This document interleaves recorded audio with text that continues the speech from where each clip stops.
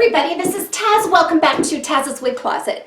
Today I'm bringing you my top 5 ways on how to make the most out of watching wig review videos.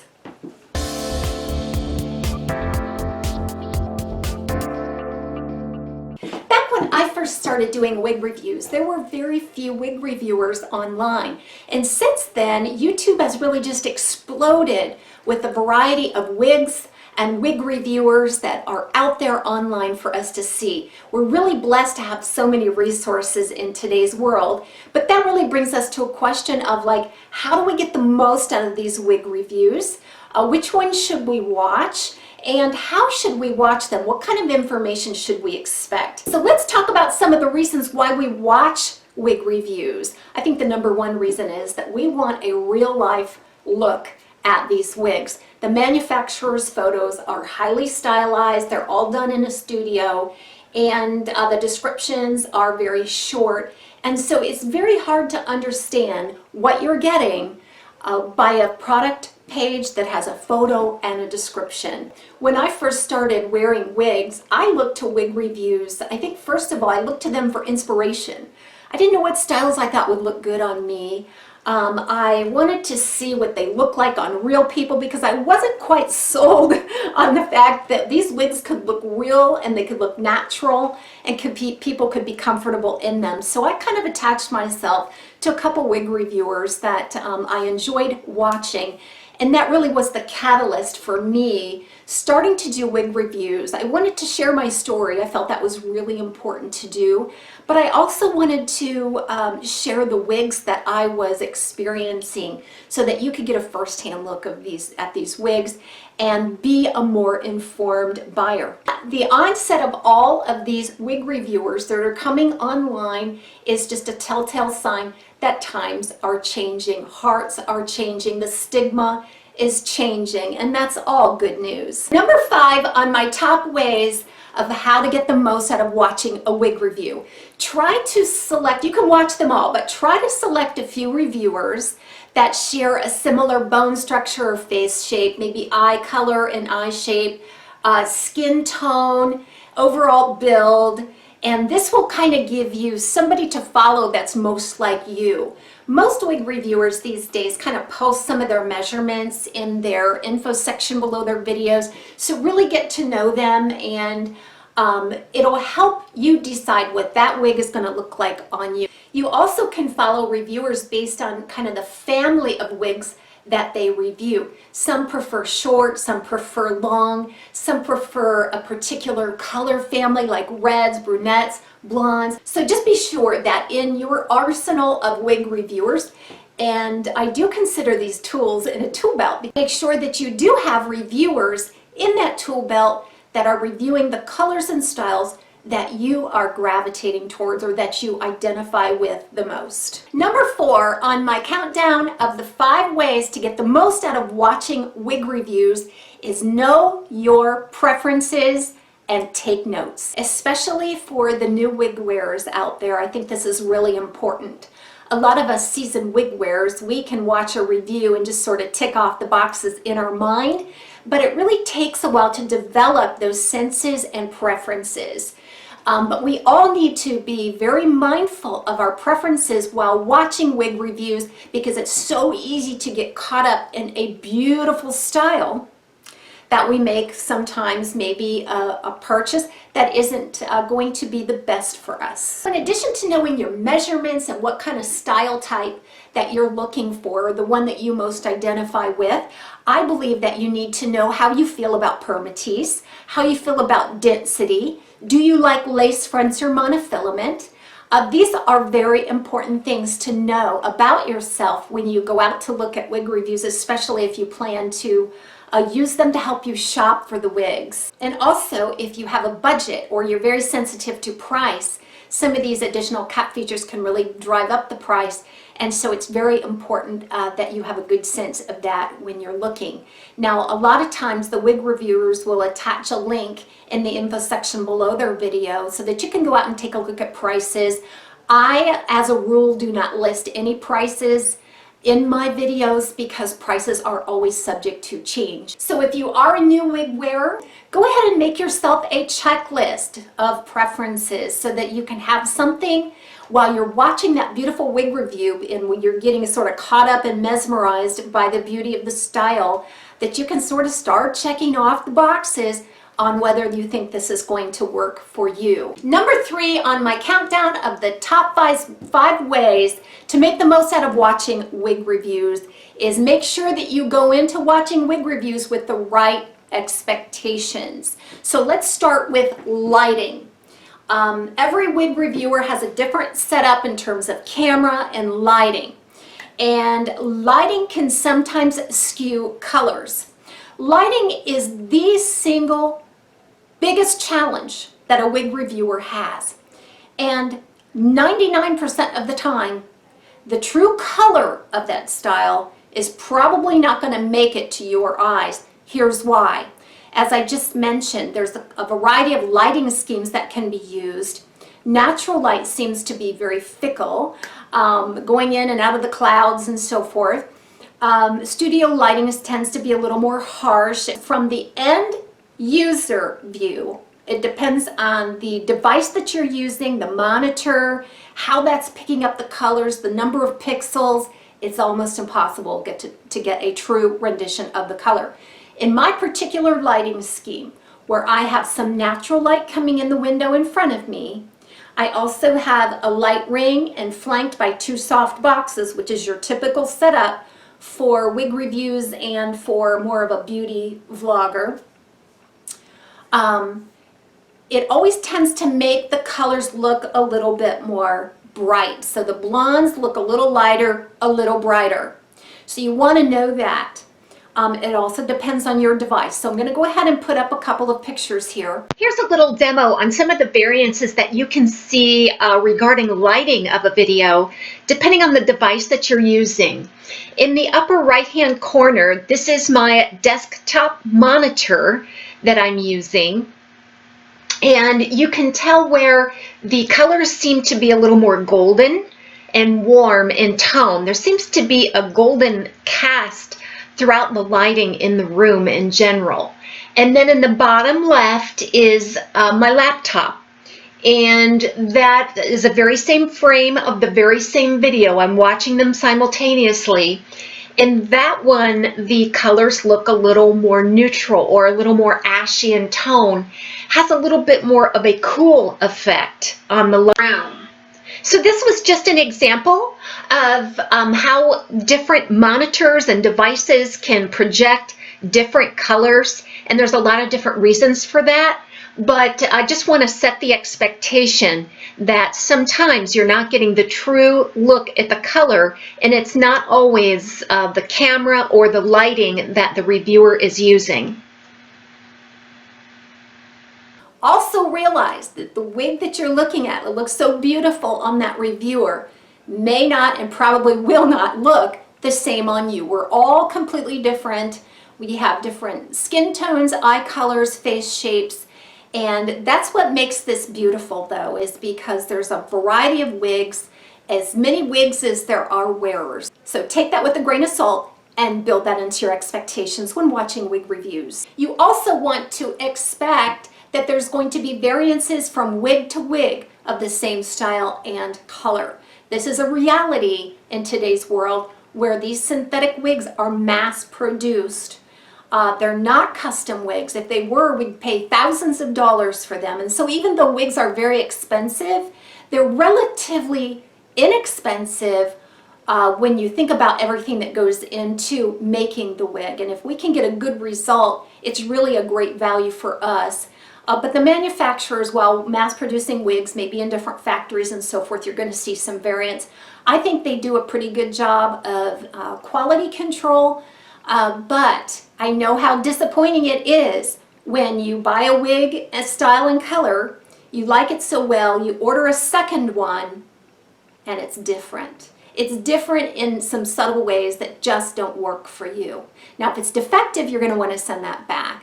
but do expect some variances from wig to wig of the same style. I get sometimes, Taz, you got all this volume and everything on top of your wig. You said it was a lot of permatease. I got mine and it fell flat. It was flat and lifeless and it didn't have much permatease.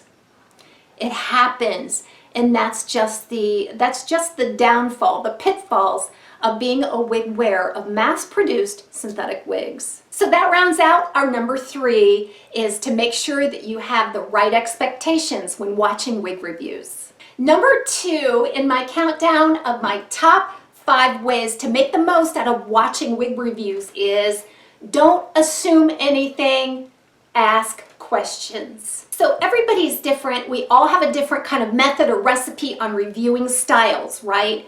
We're not professionals. Sometimes things could be omitted or sometimes things aren't quite clear. So don't make any assumptions about the style. Go ahead and ask. I find that most wig reviewers are very open to answering questions, and also look at the other comments down there too, because chances are if you've had that question, maybe another viewer has also had that question that's been answered already. Some of the most popular questions that I get have to do with cap size. Now, most reviewers do show the inside of the cap. They'll make remarks on it. This is probably the most difficult and the most critical question that we get. Now, I can only comment on my own circumference, which is petite average. I can tell you how the cap fits if I had to make any adjustments. 90% of the wigs that I review are considered to be average size according to the manufacturer, but we all know there can be some variances, and we all kind of get to know the tips and the tricks, like Estetica. Estetica says their caps are average, but they're really not meant for the petite average. It's very difficult to get a good adjustment for a petite or a petite average on an Estetica wig. A lot of people that take a large cap really enjoy the comfort of Estetica wigs because they do run a little bigger. Now likewise, on the other hand, if you like Noriko or you like Ellen Wille styles, we kind of know that they run a little bit petite. So they're really made for that petite average circumference, and probably would be uncomfortable for someone that has a large circumference. So all of these are average size as printed on the manufacturer label, but they all fit a little bit differently. So that would be something that if you watch a wig reviewer that has the same circumference as you do, that would be a really good way of determining whether a cap will fit you or not. I can remember I reviewed a style by Raquel Welch, and this had a lot of stretch. Raquel Welch caps come in average size. I can usually make a secure fit by cinching in the adjusters. This particular style was very large. It was difficult for me to make a good fit for my petite average circumference. So within the review of the cap, I stated that, but I also said it would probably stretch up to a large size. Lo and behold, I did get a customer that gave me some feedback that she ordered that wig based on that little bit of advice that I gave on the cap, and it was too tight on her. Now, it could have been that the piece that I had was just kind of a one-off situation where it was stretchier and roomier than most of them, and that's possible. But at the same time, no wig reviewer wants to be responsible for someone purchasing a style that doesn't fit them. Again, number 2, don't assume, go ahead and ask. Most wig reviewers are more than happy to give you some feedback on your question. And number 1 on my top 5 ways of making the most out of watching wig reviews is we all need to take responsibility for the information that we consume and believe. Please remember that wig reviewers out here have a variety of reasons for doing wig reviews, but I have never met a wig reviewer that's getting rich on this. I have not met a professional wig reviewer yet. We all have a variety of skill sets and knowledge and presentation skills. We also have a variety of equipment that we're working with, and we are prone to making mistakes. Going back to number 2, when in doubt, ask. Also, some wig reviewers out there are getting a free wig or product in exchange for a review. This will typically happen with a retailer or a manufacturer reaching out to a wig reviewer. This is very attractive to the wig reviewer because it allows us to have some resources to show our audience. We want to show as many wigs as we can because we know how helpful it is. There's an obvious benefit to the retailer and manufacturer. I personally do not think that just because a wig reviewer gets a free wig or a free product in exchange for a review, that's going to skew the review or make them put that product in a false light. Sometimes things do change a little bit. So I might be a little more forward, off the cuff, and so forth if I'm not representing a product or a company. All right, but that's not because I'm giving a dishonest review. It's because I am really careful about my presentation. So I'm just more methodical about it. I really care that the right information is getting out there. I might do a little more homework. And so maybe that's sometimes what you notice with some of the wig reviewers, that they kind of start off very casual and insert a lot of personal opinions and things. But then once they have a wig that they're going to review for a company, they kind of change their demeanor a little bit. So they leave some of those personal things out sometimes because they want to represent themselves and the wig company in a better light. It's just the professional thing to do, and I think that it's human nature. I can tell you right now that I've never been asked by a retailer or a manufacturer to put a wig in a false light. The expectation is always there that we will give an honest review from our perspective. The retailers and manufacturers do not want returns. Returns are very, very costly to the retailer. And so the retailer really looks at a wig review as sort of an extension of their product page. They understand that the product page is very limited in information, and the viewer and consumer really want a little extra information. They demand more information. They want to be more informed before they make a purchase. And sometimes I think when a reviewer says they like a wig or they really love it or it's cute, they just lack some descriptive words at that very moment, that's all. But most of them will go on to qualify why they think that it's cute or why they like it so much, and that's really what we want to know. So we really do the best we can with our presentation of that product, but it's never perfect. For instance, I have a partnership with Wig Studio One. Andrea is the owner of the company, and she likes to enlist the help of a lot of different wig reviewers, so that we can get a variety of face shapes and colors and styles. And it really is an extension of the product page where there's such limited information. She knows that's going to cut down on returns and make overall happier customers. So what do we do about that? How do we take responsibility for the information that we're consuming? So what I recommend is that you would check maybe a couple of different reviewers' sites. If you go to look for a particular wig, you might want to check 2 or 3 different reviewers and see if you're getting the same information.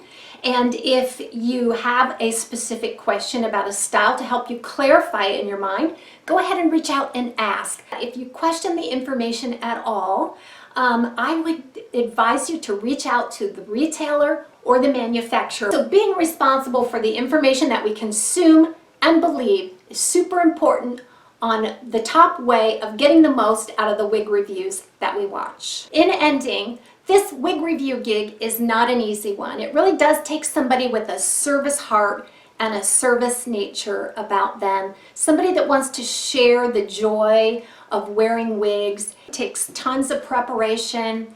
It takes some study. There's quite a bit of a learning curve to get the information right and to present the wig in the right way.